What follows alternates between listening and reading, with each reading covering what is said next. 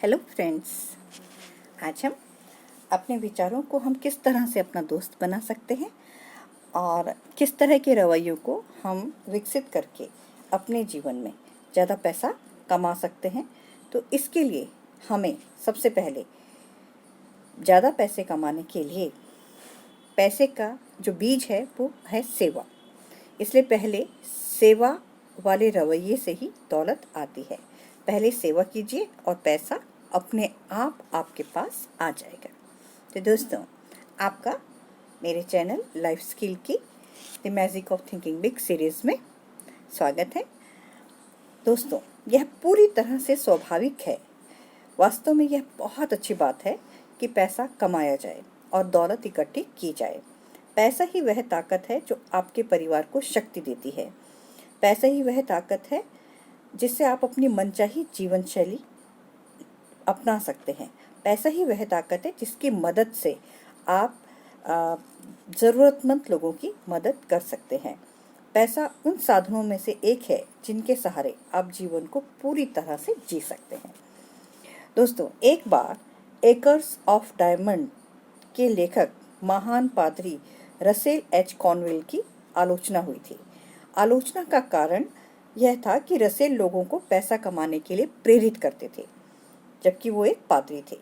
अपनी आलोचना के जवाब में उन्होंने कहा था कि पैसे से ही आपकी बाइबल छपती है, पैसे से ही आपके चर्च बने हैं, पैसे से ही आप अपने मिशनरीज को पैसा भेज पाए हैं, अपने पादरियों को भी आप पैसा देते हैं, और अगर आप उन्हें पैसा देना बंद कर देंगे तो आपके पास ज़्यादा पादरी नहीं रहेंगे।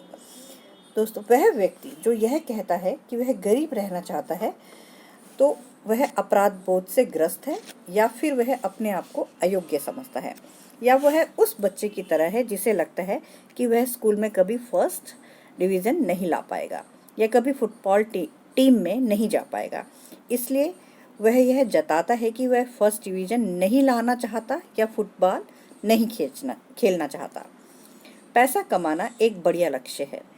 यह हैरानी की बात है कि ज़्यादातर लोग पैसा कमाते समय सीधी शैली की बजाय उल्टी शैली का प्रयोग करते हैं।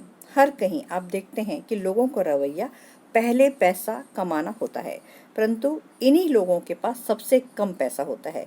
क्यों? सिर्फ इसलिए क्योंकि जिन लोगों का रवैया पहले पैसे वाला होता है वे पैसे के बारे में दीवाने हो जाते हैं। वे ये भूल जाते हैं कि पैसे की फसल तब तक नहीं काटी जा सकती जब तक कि आप पैसे के बीज को ना बो दें। दोस्तों, एक बार मैं अपनी यात्रा के दौरान सिनसिनाटी से गुजर रहा था। मुझे पेट्रोल भरवाना था। मैं एक बहुत से साधारण दिखने वाले लेकिन बहुत व्यस्त सर्विस स्टेशन पर रुका। 4 मिनट बाद ही मैं जान गया कि वह सर्विस स्टेशन इतना लोकप्रिय क्यों था। मेरी कार में पेट्रोल भरने के बाद, गाड़ी में बिना कहे हवा चेक करने के बाद और बाहर का शीशा साफ करने के बाद अटेंडेंट मेरे पास आया और कहा, सर, आज काफ़ी धूल भरा दिन था, क्या मैं आपकी विंडशील्ड को अंदर की तरफ वाला कांच भी साफ कर दूं? जल्दी ही और बड़े अच्छे तरीके से उसने अंदर की सफाई कर दी। किसी और सर्विस स्टेशन में कभी इस तरफ ध्यान ही नहीं दिया जाता है। इस छोटी सी विशेष सेवा के कारण न सिर्फ मुझे रात में बेहतर दिखने लगा, बल्कि मुझे वह स्टेशन हमेशा याद रहा। इत्तेफाक से मैं अगले 3 महीनों में 8 बार सिनसिनाटी से गुजरा। हर बार मैं इसी स्टेशन पर रुका और हर बार मुझे पहले जितनी सर्विस की उम्मीद थी उससे ज़्यादा मिली। कुल मिलाकर मैंने इस स्टेशन से लगभग 100 गैलन पेट्रोल खरीदा होगा। तो दोस्तों, जब मैं पहली बार वहां आया था तो अटेंडेंट यह सोच सकता था कि यह व्यक्ति तो बाहर का है, शायद यह दोबारा यहाँ नहीं आएगा। उसकी तरफ विशेष ध्यान देने से क्या फ़ायदा, वह तो सिर्फ एक बार का ग्राहक है। परंतु उस सर्विस स्टेशन के अटेंडेंट ने इस तरह से नहीं सोचा। वहाँ पर पहले सेवा की जाती थी और यही कारण था कि उन्हें पेट्रोल भरने से फुर्सत ही नहीं मिलती थी, जबकि आसपास के पेट्रोल पंप वीरान से पड़े रहते थे। फर्क सिर्फ सेवा भाव का था। जब मेरी पहली यात्रा में अटेंडेंट ने मेरी विंडशील्ड को अंदर से साफ किया तो उसने पैसे का एक बीज बो दिया। सेवा को महत्व दो और पैसा अपने आप आपके पास आ जाएगा। मेरी शुरुआती नौकरी में मैं एक युवक के साथ काम करता था जिसे मैं एचएफ का नाम देना चाहूँगा। वह हमेशा अपनी नौकरी में अपनी व्यक्तिगत अपने ऑफिस के समय में व्यक्तिगत समस्याओं पर ही काम किया करता था। उसकी चर्चा का जो फेवरेट टॉपिक था कि मुझे यहाँ पर सबसे कम तनख्वाह मिलती है। तो उसका कहना था कि ये इतनी बड़ी कंपनी है, करोड़ों कमा रही है, इतने सारे लोगों को इतनी मोटी मोटी तनख्वाह दे रही है, इसलिए मुझे भी ज़्यादा तनख्वाह मिलनी चाहिए। तो एक बार जब तनख्वाह बढ़ाने की बात आती थी तो उसे अनदेखा कर दिया जाता था, और ऐसा कई बार हो चुका था। तो एक दिन उसने फैसला किया कि वह ज़्यादा तनख्वाह की मांग करेगा। 30 मिनट तक उसने अपने बॉस के साथ बहुत बहस की। तो उन्होंने उनसे एक बार बोला कि आपको क्यों ऐसा लगता है कि आपकी तनख्वाह बढ़ानी चाहिए।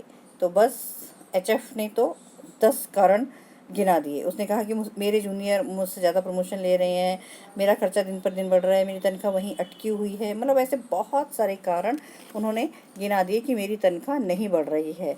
तो लास्ट में उनकी टिप्पणी जो उन्होंने जो भी किया उसका सारांश ये था कि पहले कंपनी मेरी तनख्वाह बढ़ाए, फिर वह बेहतर काम करेगा। दोस्तों, परंतु सिस्टम इस तरह से काम नहीं करता। बेहतर प्रदर्शन के वादे पर ही आपकी तनख्वाह नहीं बढ़ जाती। इसके लिए आपको बेहतर प्रदर्शन करके दिखाना होता है। आप तब तक पैसे की फसल नहीं काट सकते जब तक आपने पैसे का बीज ना बोया हो, और पैसे का बीज है सेवा। सेवा को पहले नंबर पर रखें और मेवा यानी कि पैसा अपने आप आपके पास आ जाएगा। एक बार फिर ध्यान रखें, पहले सेवा करें और पैसा अपने आप आपके पास आ जाएगा। वह वेटर जो अपने ग्राहक को अच्छी सर्विस देने की कोशिश करता है, उसे टिप के बारे में चिंता करने की कोई ज़रूरत नहीं होती है। टिप तो उसे ज़रूर मिलेगी और अच्छी मिलेगी। यहाँ पर एक बहुत आसान परंतु सशक्त नियम दिया जा रहा है जो आपको बताएगा कि किस तरह से आप पहले सेवा का रवैया रखें। लोग जितनी उम्मीद करती है, लोगों को हमेशा उससे ज़्यादा दें। थोड़ा अतिरिक्त देने से आप पैसे का बीज बो देते हैं। देर तक रुककर इच्छा से काम करना और डिपार्टमेंट के सामने आई किसी मुश्किल समस्या को दूर करना भी पैसे का बीज बोना है। ग्राहक की अतिरिक्त सेवा कर देना भी पैसे का बीज बोना है, क्योंकि इससे आपके ग्राहक बार बार आपके पास आता है। कार्य क्षमता को बढ़ाने के लिए नए विचार बताना भी पैसे का बीज बोना है। तो दोस्तों, देखा आपने किस तरह से हम पैसे के बीज यानी कि सेवा को बोकर पैसे की फसल काट सकते हैं। तो हम सभी का जीवन पैसों से भरपूर रहे और हम सभी अपने जीवन में अपना मनचाहा समृद्ध जीवन जी पाएं। इसी कामना के साथ दोस्तों, आपको मेरी वीडियो अच्छी लगी तो आप इसे अपने दोस्तों में शेयर कीजिए, लाइक कीजिए, सब्सक्राइब कीजिए। राधे राधे दोस्तों।